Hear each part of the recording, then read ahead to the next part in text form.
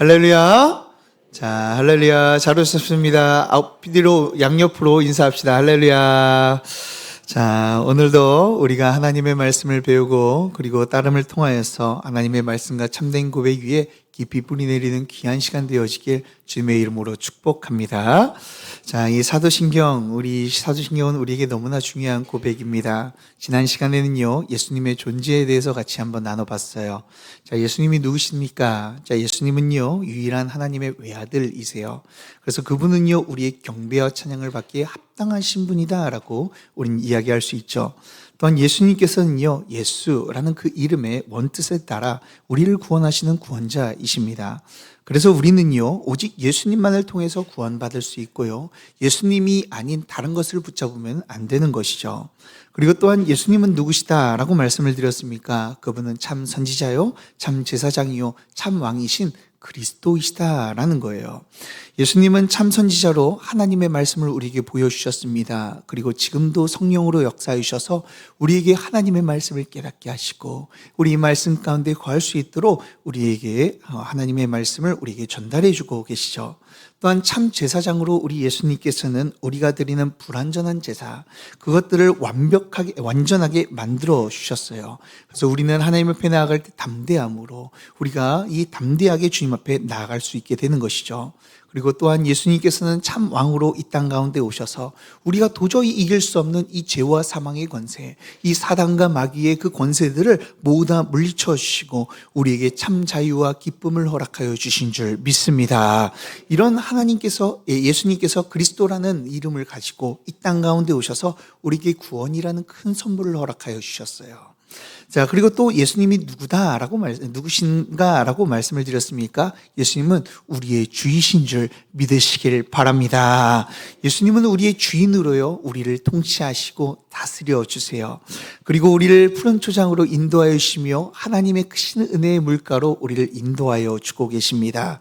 그래서 우리는요, 예수님만을 주인으로 삼아야 되고요, 그 말씀에 귀를 기울이고 순종함으로 나아가야 되는 것이죠.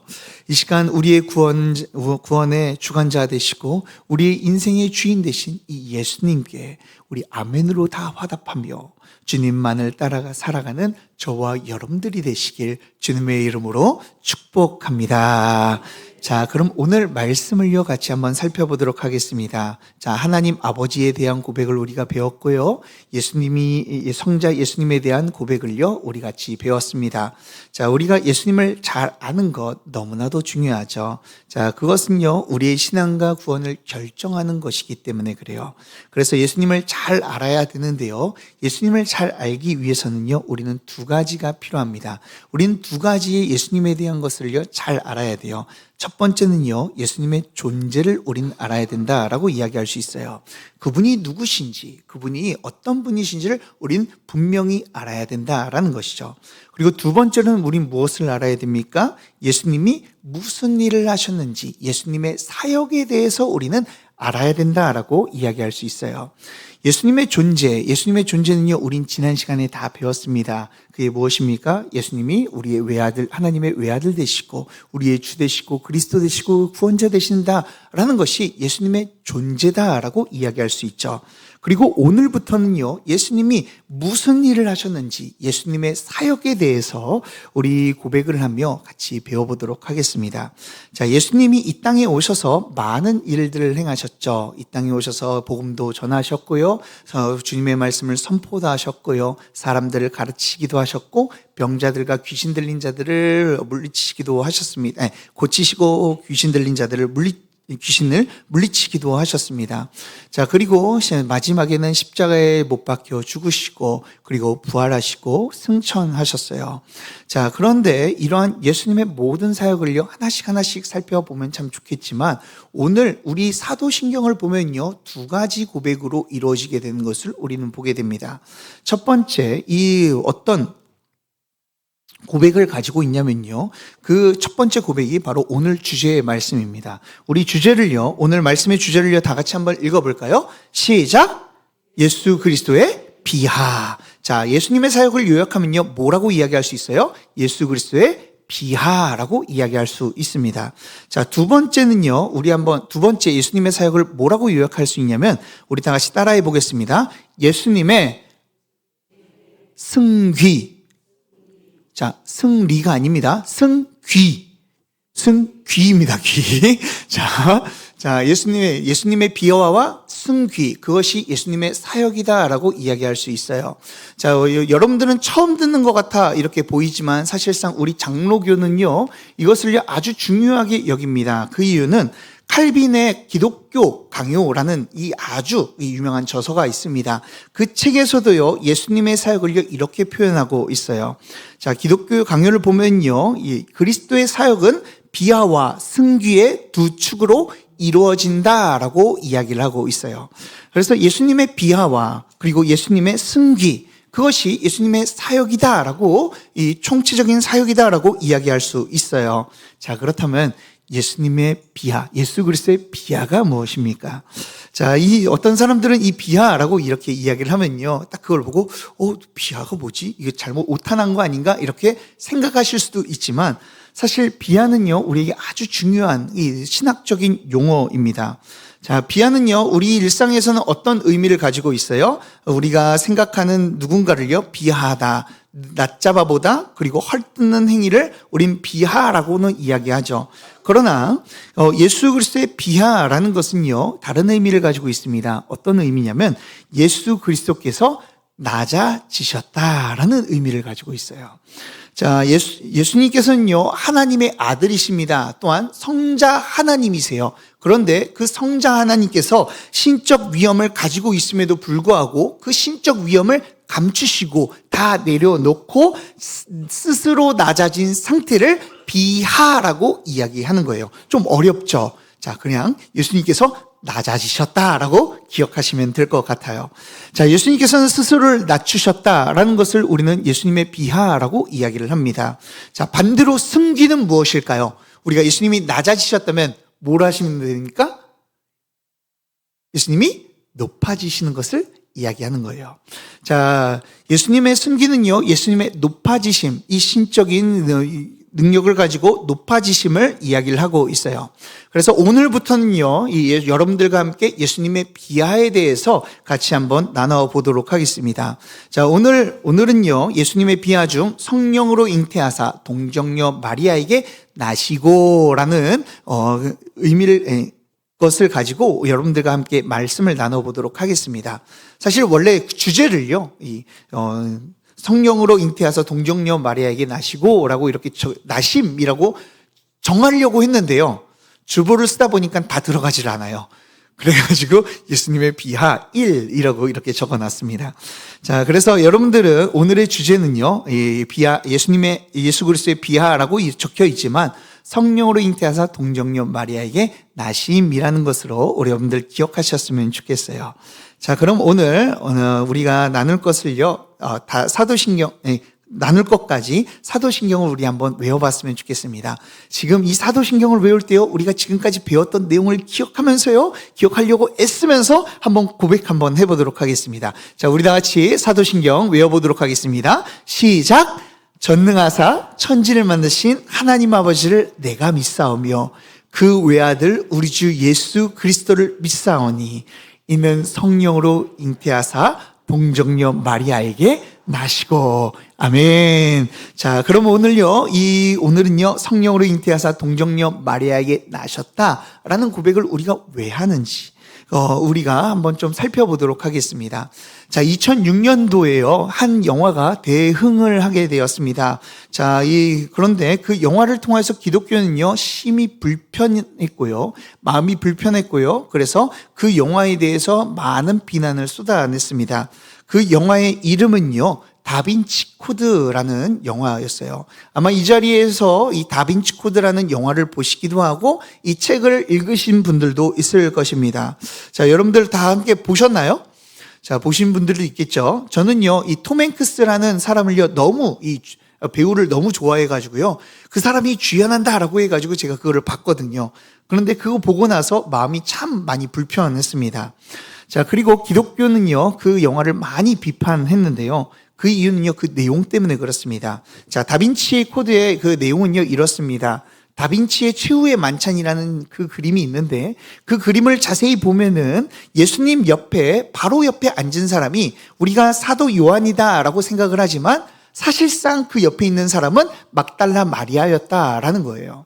그래서 왜 막달라 마리아가 있느냐라고 이야기했을 때 막달라 마리아가 바로 예수님의 혈통을 이은 성배였기 때문이다. 즉 예수님과 결혼도 하고 예수님의 아이를 낳은 특별한 사람이었기 때문이다라고 하며 이런 암호가 쳐져 있다. 그것을 통하여 이 예수님의 그 후손들이 지금 이 천주교를 카톨릭을 장악하려고 한다라는 그런 내용이 나오고 있어요. 자, 이것을 우리가 봤을 때요, 제가 이렇게 이야기를 했는데, 그것은 한낱의 영화다라고 이렇게 생각을 할 수도 있습니다. 그러나, 학자들 사이에서도요, 이 다빈치 코드에 대한 이야기를 하시는 학자들이 있어요. 심지어 예수님이 죽으신 것이 아니라 예수님께서 동굴에서 빠져나와서 프랑스나 인도로 가셔서 거기에서 복음을 전하셨다라고 이야기하기도 합니다. 자, 그 이유가 무엇인 줄 아십니까? 그들이 그냥 근거 없이 이야기하는 것이 아니라요. 자, 그들의 그렇게 이야기하는 이유는요, 한 파피루스 때문에 그래요. 자, 고대 문서들이 여러 가지를 발견되면서 파피루스가 많이 발견되는데, 그 파피루스 안에서는요, 어떤 내용이 있었냐면 이런 내용이 있었습니다. 자, 예수님의 아내를 제자로 삼으셨다라는 내용이 있어요. 자, 예수님께서 아내를요, 제자로 삼으셨대요. 자, 그러니까 사람들이 그것을 가지고 예수님의 제자이며 제자가 또한 아내이기도 할 텐데 도대체 누구일까라는 것을 연구하다 보니까요, 예수님과 가장 가까이 지냈던 여자가 한 명이 있어요. 그게 누굽니까? 막달라 마리아였다라는 거예요.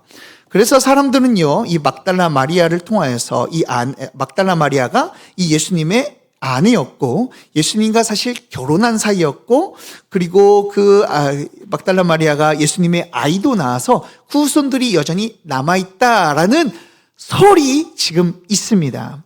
자, 이것을 우리는 믿을까요? 안 믿을까요?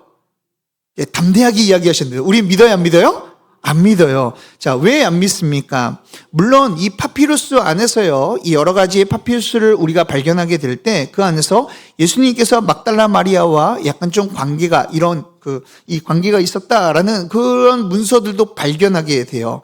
자, 그런데 사실 여기에서 적혀져 있는 의미는요, 예수님의 아내는 누구입니까? 성경에서 예수님의 신부는 누구죠? 교회를 뜻하고 있어요. 자, 교회를 뜻합니다. 그래서 교회가 예수님의 제자이다라는 그것을 확대 해석해서 막달라 마리아다라고 이야기를 하죠. 그리고 또한 여기에서 발견된 이 파피루스는요, 위경입니다. 여러분들, 정경과 위경, 외경들을 알고 계십니까? 위경은요, 거짓된 문서를 우리는 위경이라고 이야기를 해요. 사실 우리는요, 정경인 성경, 이 성경을요, 우리는 가지고 있어요. 그런데 천주교만 가더라도요, 외경과 위경을 함께 가지고 설교하고 이야기를 하는 모습을 보게 돼요. 자, 이 성경 안에서는요, 우리 정경 말고 또 다른 성경들이 참으로 많다라고 이야기할 수 있는 것이죠. 자, 왜 이런 것들이 이렇게 많을까요? 자, 우리가 이것을 알아야지만 예수님을 어떻게 믿어야 될지를 알 수가 있기 때문에 좀 이 역사상, 이 성경이 우리에게 정경으로 채택된 이유를요, 여러분들과 좀 잠깐 나눠보도록 할게요. 자, 여러 가지 문서를 가지고 왜 믿음의 선조들은요, 그 문서들 중에서 정경이라는 것을 만들었을까요? 자, 그 이유는요, 우리가 가지고 있는 이 성경은요, 사실 AD 387년에 만들어졌습니다. 그리고 카르타고 종교회의라는 것을 통하여서요, 이 성경이 정경이다, 이것만이 하나님의 말씀이다라고 정해놨거든요. 그 이유가요, 지금까지 기독교는요, 로마 시대 때 황제를 통하여서 극심한 핍박을 받았어요. 그래서 사자굴에도 들어가고 사자에게 먹히기도 하고 핍박을 받고 감옥에 갇히기도 했죠. 그래서 기독교인들은요, 그 핍박을 피해서 동굴 안에 들어가서 그곳에서 자신들의 믿음을 지켰다라는 거예요. 그런데 AD 380년에요. 어떤 일이 일어나게 되냐면은 이 테오도시우스 1세라는 그 황제가 왕이 되면서 이 국교를요, 이 로마의 국교를 기독교로 만들게 됩니다. 자, 그래서 기독교인들은요, 자신의 신앙을 표명하는 데 있어서 자유로워졌고요. 그리고 자신이 기독교인이다라고 내세우면서 함께 가지고 들고 나왔던 게요, 여러 가지 성전들, 자신의 믿음을 지켜주게 했던 그 성전들을 가지고 나왔다라는 거예요. 그런데요, 그 시간이 가면 갈수록요, 기독교인이다라고 고백하는 사람들이 많아진 것뿐만 아니라 성경의 종류, 우리가 보지 못했던 성경의 종류들이요, 계속해서 나오는 거예요. 박해 때까지만 해도요, 사실 성경은요, 아주 이 적은 제한된 책으로만 존재했습니다. 그런데 이 기독교가 국교가 되자 사람들이요, 보지 못했던 그 성경을요, 막 자꾸만 가지고 나오는 거예요. 자, 왜 사람들이 이렇게 가지고 나왔을까요? 그 이유가 있습니다. 기독교가 국교가 되면서요, 자신이 가지고 있는 이 성경들이 좀 더 유니크하고 그리고 좀 더 유일하면요, 어떻습니까? 그것이 돈이 되는 시대가 되어버렸어요.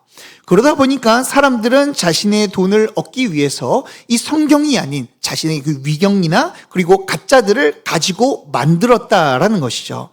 또한 또한 사람들이 가지고 있지 않는 이 성경들을 가지고 있으면 어떻습니까? 그 성경을 가지고 이 성경에서는 이런 말을 했다라고 하며 자신의 말에 권위를 실어줄 책으로 가지고 왔다라는 거예요. 그래서 어떤 일이 일어나게 되냐면 그노시스라는 영주주의자들이 있었습니다. 그 사람들은 그 시대의 이단이었고요, 지금 신천지와 같은 자들이었어요. 그런데요, 자신의 주장을 펼치기 위해서요, 어떻게 해요? 성경책이라고 하는 이 성경이라고 하는 사도들의 복음이라고 하는 책들을 만들어가지고 꺼내게 된 거예요. 그러면서 자기의 교리들을 가르치기 시작한 것이죠. 자, 그래서 이 제자들의 이름을 붙여가지고, 그리고 그 뒤에 복음이라는 이름을 붙여가지고 사람들에게 꺼내면서 사람들에게 소개를 하게 됩니다. 대표적인 것이 무엇이 있냐면요, 여러분들 도마복음이라는 거 들어보셨어요? 도마복음?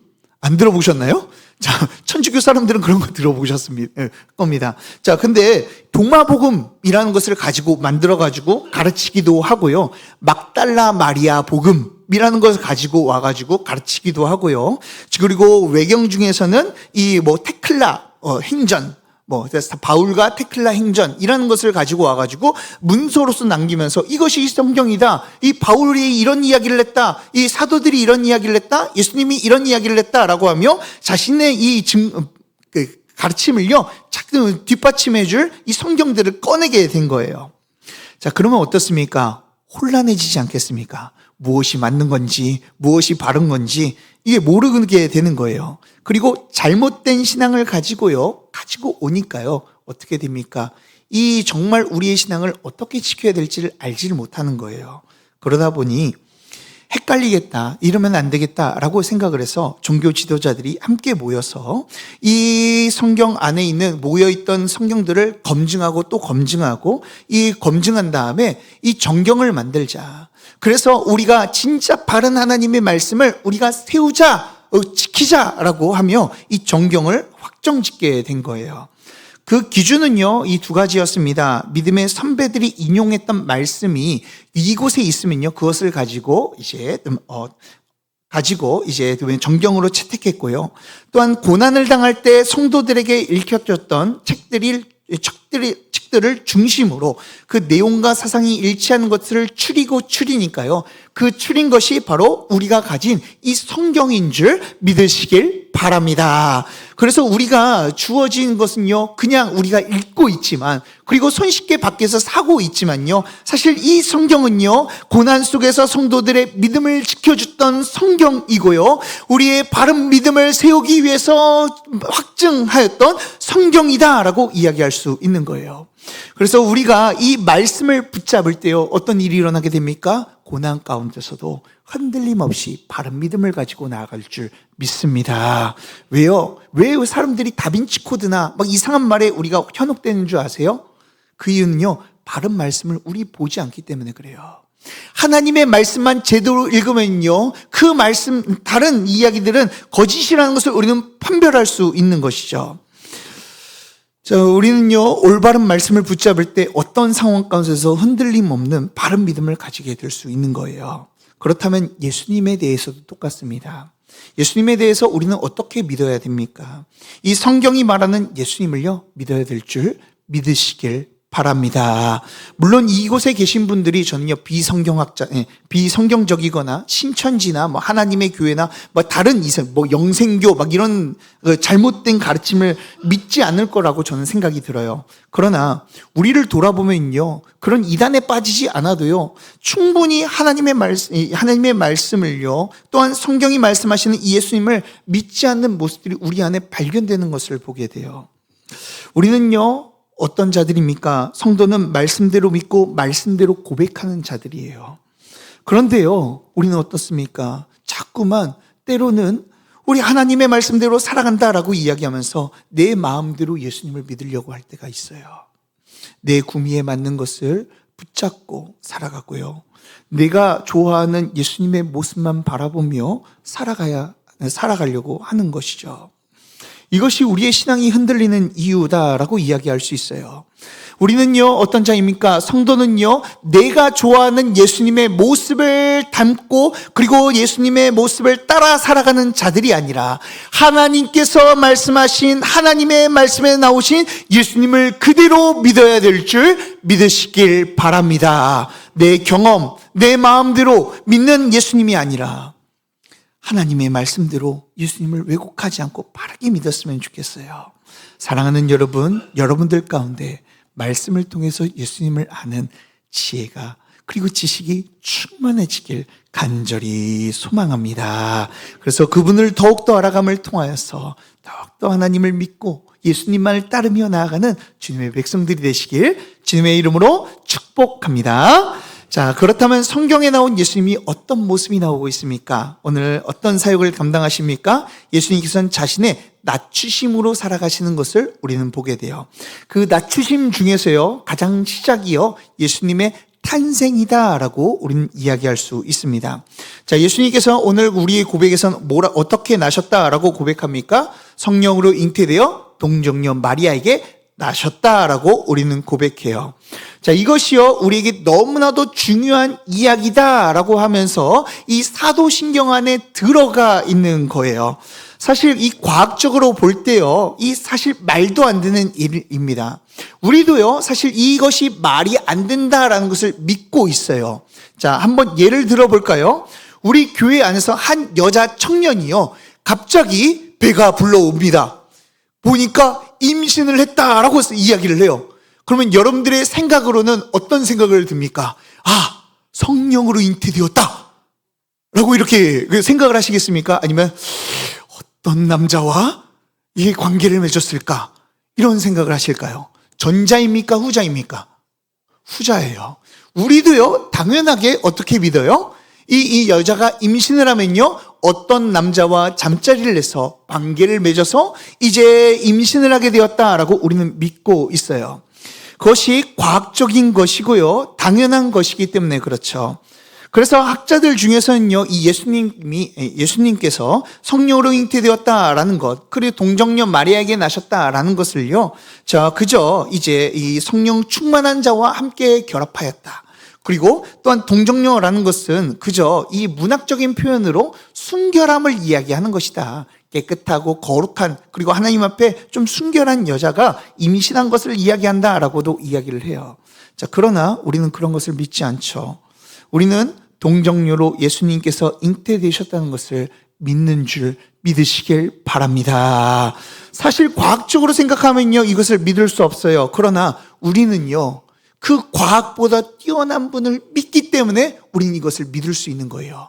우리는 누구를 믿습니까? 전능하시고 천지를 만드신 하나님 아버지를 믿는 줄 믿으시길 바랍니다.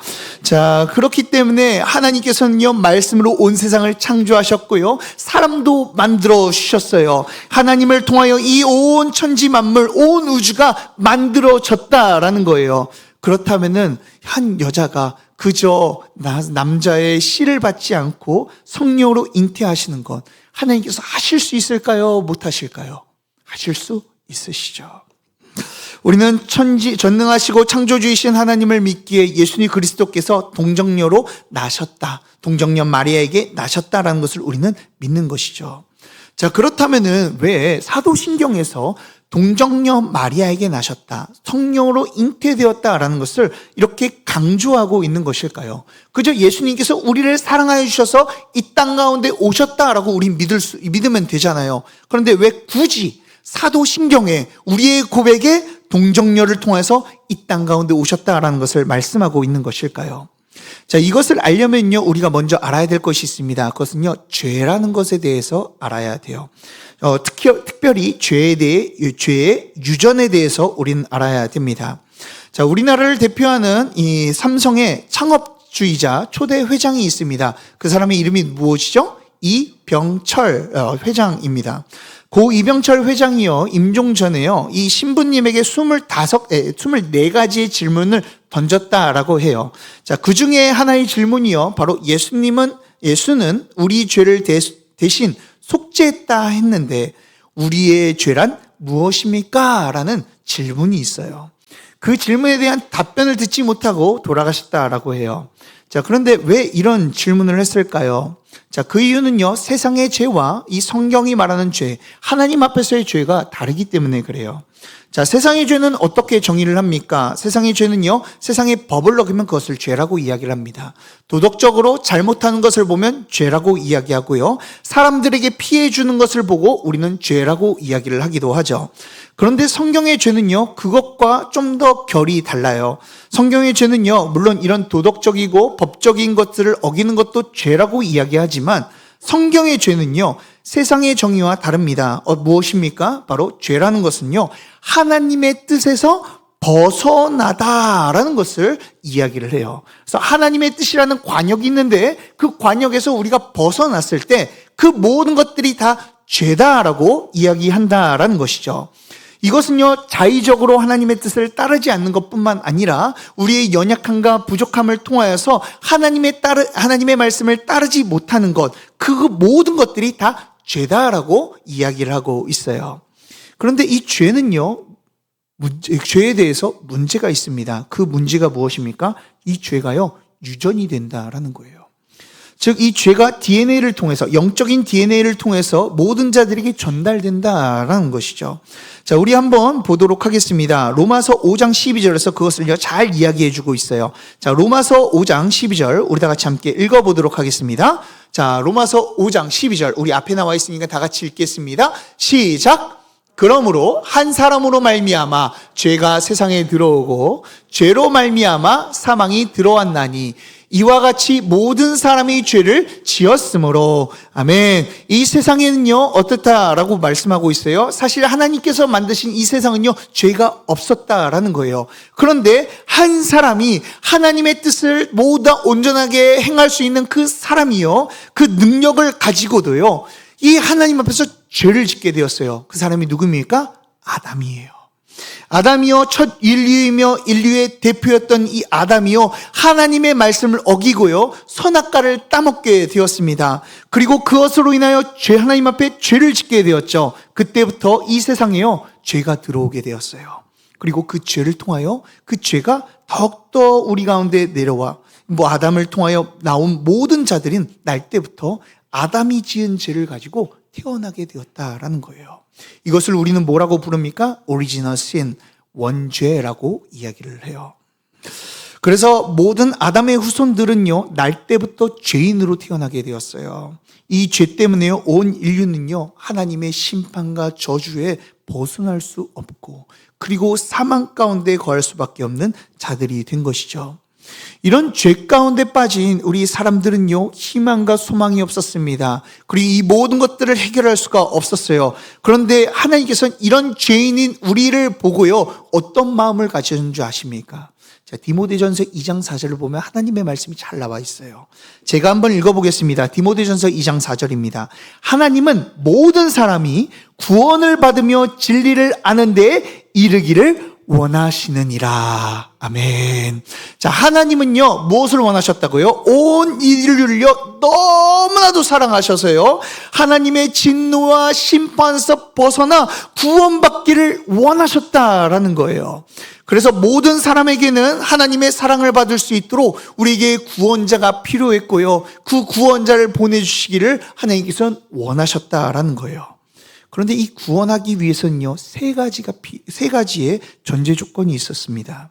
자, 그 조건의 첫 번째는요, 바로 이런 겁니다. 죄인은요, 다른 죄인을 구원할 수 없다라는 조건이에요. 그거 맞지 않습니까? 죄인이기 때문에 다른 죄인을 위해서 벌을 받을 수가 없어요. 자신이 벌을 받는 건 누구 때문에 받는 거예요? 자신의 죄 때문에 받는 것이죠. 그래서 절망적인 것은요, 더욱더 절망적인 것은 그 어떤 인간도요, 자신의 죄를 해결할 수 없을 뿐더러 이 죄인이기 때문에 다른 자들의 죄를요, 사해 줄 수 있는 능력조차 없는 거예요. 자, 그런데 두 번째로는 어떤 조건이 필요하냐면요, 이 죄를요, 우리의 죄를 해결하기 위해서는요, 반드시 죄가 없는 자가 필요하다라는 조건이 있어야 돼요. 자, 다른 자들의 죄를 하기 위해서는, 해결하려면은요, 어떤 사람이어야 된다는 거예요? 죄 없는 사람이어야 된다라는 것이죠. 죄 없는 자라야지만 다른 사람의 죄를 짊어질 수 있다라는 거예요. 그리고 마지막 세 번째로는요, 어떤 것이 있습니까? 어떤 조건입니까? 바로 인간의 죄는 반드시 인간이 대신 해결해야 된다라는 거예요. 자, 인간을 위해서 다른 재물이나 짐승이 대신할 수 없다라고 말씀하고 있는 것이죠. 그런데 인간의 힘으로는요, 이 모든 것을 충족할 수 있는 사람은 한 명도 없습니다. 왜요? 누구나 다 남자의 씨를 통하여서 태어나게 되었고, 아담의 후손으로 아담의 DNA, 영적인 DNA를 가지고 이 원죄를 가지고 태어나기 때문에 그래요. 아무리 갓난아이고 그리고 막 태어난 아이더라도 그 아이는요, 아담의 후손으로서 나왔기 때문에 원죄를 가지고 나오게 된 것이죠. 그것을 통하여 모든 자들은요, 죄인으로 태어나게 되었고요, 이 죄인의 DNA를 끊을 자가 하나도 없는 거예요. 왜요? 누구나 다 이 결혼을 해서 남녀의 수정으로 인하여 이 태어나기 때문에 그래요. 그렇게 아담의 DNA가 없는 자만이 우리를 구원할 수 있고 우리에게 필요한 자다라고 이야기할 수 있어요. 그래서 하나님께서는요, 누구를 보내주십니까? 자신의 가장 사랑하는 독생자 아들 예수 그리스도를 우리에게 보내주시면서 동정녀를 통하여 우리의 인간의 씨로는 안 되니까, 이 아담의 후손으로는 안 되니까 여자의 후손을 통해서 이 땅 가운데 오시게 하셨다라는 거예요. 그래서 오늘 말씀에서 무엇이라고 고백합니까? 20절에서요, 천사가 요셉에게 나타나서 마리아 데려오기를 두려워하지 말라. 지금 임신했는데 두려워하지 말라. 그녀는 바로 성령으로 잉태된 것이다 라고 이야기를 해요. 왜 성령으로 잉태되어야 됩니까? 자, 21절을요, 우리 다 같이 한번 읽어보도록 하겠습니다. 21절 다 같이 함께 읽겠습니다. 시작. 아들을 낳으리니 이름을 예수라 하라. 이는 그가 자기 백성을 그들의 죄에서 구원할 자이심이라 하니라. 아멘. 자, 우리를 죄를 구원하시기 위해서 죄의 DNA를 가지지 않는 분이 오셔야 하니까 성령으로 잉태되었다. 그분이 성령으로 잉태되어 이 땅 가운데 내가 보냈다라고 말씀하고 계신 것이죠. 그래서 예수님이 성령으로 잉태되어 마리아라는 남자를 알지 못하는 이 처녀, 이 동정녀를 통해서 나심을 통하여 우리의 죄를 모두 다 끌어안을 수 있는 조건을 충족시켜 주신 거예요. 만약 예수님께서 동정녀가 아닌 남녀의 그 관계를 통하여서 만들어졌다면요, 사실 예수님을요, 우리를 위해서 죽으시는 분이시다, 죽으실 수 있는 분이다라고 우리는 고백할 수 없어요. 왜요? 원죄라는 것이 나오기 때문에, 흘러나오기 때문에 그런 것이죠. 그래서 예수님께서는 우리를 대속하기 위해서요, 무엇부터 준비하십니까? 우리는 예수님의 십자가만 생각하시지만 예수님께서는 이 땅 가운데 태어나시는 방식부터요, 성령으로 말미암아 잉태되어서 우리를 대속하고 구원하시기 위해 이 땅 가운데 오셨는 줄 믿으시길 바랍니다. 자, 그런데 이것을 생각하면요, 정말 놀랍고 큰 은혜다라고 우리는 이야기할 수가 있어요. 예수님은요, 하나님과 함께 이 세상을, 예수님은 누구십니까? 예수님은요, 하나님과 함께 이 세상을 창조하신 창조주이세요. 온 우주 만물을 주관하여 주시고요, 이 모든 것을 다스리는 분이시다라는 거예요. 지구에서요, 달까지 가는데 한 걸음면 가실 수 있는 분이실 수도 있어요. 그리고 목성 막 이런 것은요, 그저 막 그냥 가고 싶으면 다 가고 막 이렇게 하실 수도 있다라는 거예요.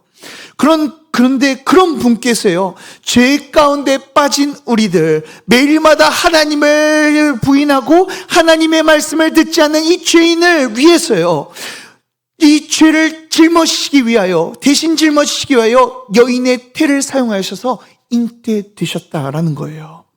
여러분들, 그 아기, 임신하셨을 때 처음 이 수정되었을 때 그 아기의 모습을 보셨습니까?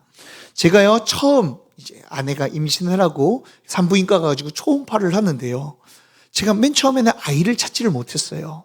그러면 초음파를 하는데 근데 여기 아이가 있네요 막 하는데 도대체 아무리 봐도 아이가 없는 거예요. 도대체 아이가 어디 있습니까? 라고 하니까 여기 점 하나 보이시죠? 점.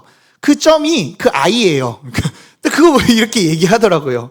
정말 콩알만한 같은 그 아이가요, 지금 커가지고요, 지금 예솔이가 됐고요, 진성이가 됐고, 저희 그 막둥이 예진이가 되었습니다.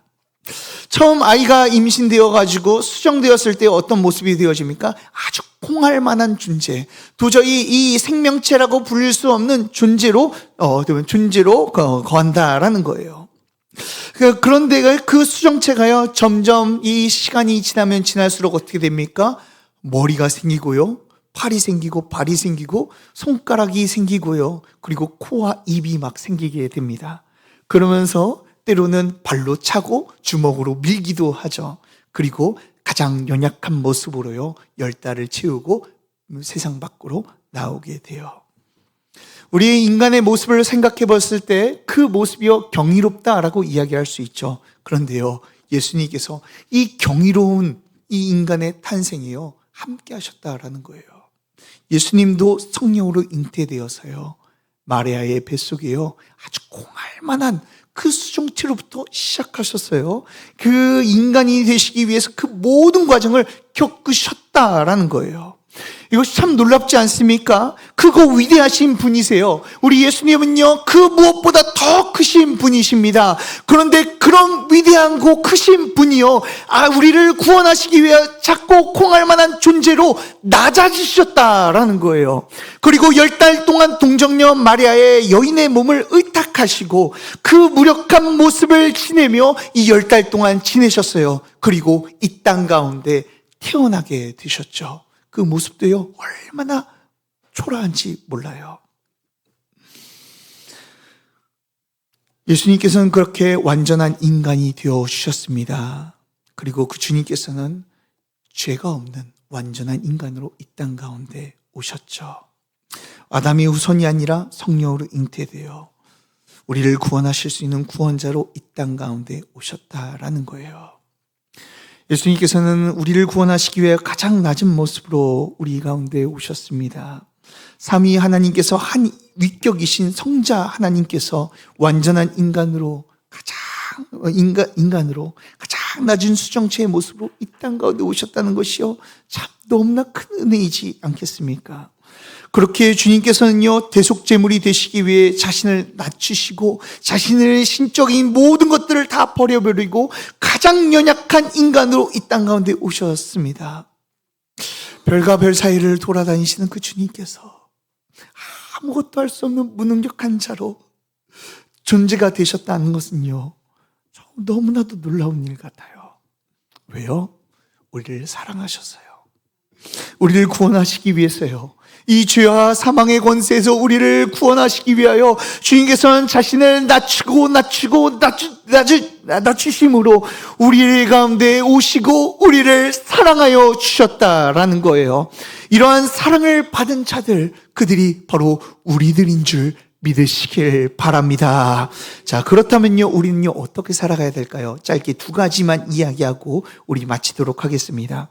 자, 우리는요, 이 예수 그리스도의 이 오심을요, 그리고 낮아지심을 우리가 안다면요, 우리는 이렇게 살아갈 수밖에 없습니다. 첫 번째로는요, 주님이 우리를 사랑하신다는 것을요, 굳건히 믿을 수밖에 없는 줄 믿으시길 바랍니다. 자, 우리를 위해서 한없이 낮아지신 예수님을 볼 때요, 우리는 어떻게 주님께서 우리를 사랑하시지 않는다라고 우리는 이야기할 수 있겠습니까? 그런데 우리는 어때요? 조금만 어려움이 있어도요, 우리가 불평해요. 하나님 도대체 나를 사랑하시는 겁니까? 내 가운데 어려움이 좀만 생기면요, 우리 가운데 하나님의 사랑을 의심할 때가 참으로 많은 것 같아요. 사랑하는 여러분, 그러나 하나님께서는, 그리고 우리 예수님께서는 우리를 사랑하시는 줄 믿으시길 바랍니다. 우리를 너무나 사랑하셔서 하늘의 모든 보좌들을 다 내려놓으시고 자신의 권세와 능력과 모든 것들을 다 내려놓고 온 우주를 주관하시는 주님께서 아주 인간의 작은 존재로 이 땅 가운데 오셨어요. 그것만 보아도 우리는 하나님의 큰 사랑이 우리 가운데 있다라고 이야기할 수 있지 않겠습니까? 사실 이것보다 더 큰 사랑이 어디 있습니까?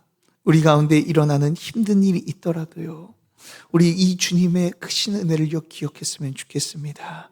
나를 위해서 이 작고 작은 모습으로 낮아지시고 이 땅 가운데 오신 주님, 그 주님의 은혜를 기억하며 언제 어디서든 주님의 사랑이 기뻐하며 살아가는 저와 여러분들 되시길 주님의 이름으로 축복합니다. 자, 그리고 두 번째는요, 우리 어떻게 살아가야 될까요? 성도는요, 어떤 자인 줄 아십니까? 예수님의 사랑을 받는 자들 뿐만 아니라요, 우리는 예수님을 닮아가는 자들인 줄 믿으시길 바랍니다. 그렇다면 우리가요, 이 예수님을 닮아가는 모습이요, 어떤 모습으로 닮아가야 될까요? 예수님은요, 우리를 위해서요, 자신을 낮추셨어요. 인간의 모습으로 자신을 낮추셨다라는 거예요. 그렇다면 우리도 예수님이 낮아지신 것처럼 다른 자들을 위해서 내 자신을 낮추고 우리가 겸손하게 살아가야 될 줄 믿으시길 바랍니다. 예수님께서는 크신 분이시지만 우리를 섬기기 위해서 가장 낮은 모습으로 이 땅 가운데 오셨어요. 그렇다면 그 모습을 우리가 바라볼 때 우리가 큰 사랑을 받았으니 나는 높아진 사람이야 라고 자존감을 가질 수는 있지만, 우리는 예수님을 닮아서 더욱더 겸손한 모습으로 내 자신을 낮추고 다른 자들을 위해서 섬김의 모습으로 살아가야 되는 것이죠. 우리도요, 그러나 우리의 모습은 어떻습니까? 자꾸만 죄악으로 물들어서요, 내 자신을 드러내고 싶어요. 내 자신을 나타내고 싶어요. 내 자신을 높이고 싶어 합니다. 그러나 그런 마음이 들 때면 이 시간 우리 이 세상 가운데 오신 그 낮아지신 예수님을 기억했으면 좋겠어요. 성령으로 잉태되어 여자의 몸에 온몸을 맡기신 그 낮아지신 예수님을 보며 우리를 구원하기 위해 그 주님께서 그런 일을 하셨다는 것을 기억하며 우리도 다른 자들을 위해서 낮아진 모습으로 섬기며 나아가는 주님의 백성이 되었으면 좋겠어요. 그래서 오늘은 무슨 날이죠? 신앙 활동 모임이 있는 날입니다. 우리 신앙 활동 모임할 때 우리 같이 모여서 함께 나누고 막 즐거워하고 막 이럴 텐데요. 그 가운데서 이런 분들이 있어요. 자신을 자꾸만 나타내려고 드러내려고 하는 분들이 있죠. 우리는 그렇지 말고 이 시간 이후부터 이번 모임을 통하여서는요, 우리가 서로를 섬기며 서로를 높아주는 좀 시간을 가졌으면 좋겠어요. 그래서 나눔을 할 때 사람들의 이야기를 경청해주고, 나눔을 할 때 사람들을 더욱더 호응해주고 그 사람을 칭찬하고 격려하여 우리 안에서 하나님의 사랑과 은혜가 풍성해지는 귀한 은혜가 있길 간절히 소망합니다. 주님께서 우리를 위해서 낮추신 그 은혜를 기억하며 하나님의 사랑을 확증하며 주님을 따라 섬기며 나아가는 주님의 백성이 되길 주님의 이름으로 축복합니다. 자, 우리 다 같이 말씀을 놓고 합심하여 함께 기도하도록 하겠습니다.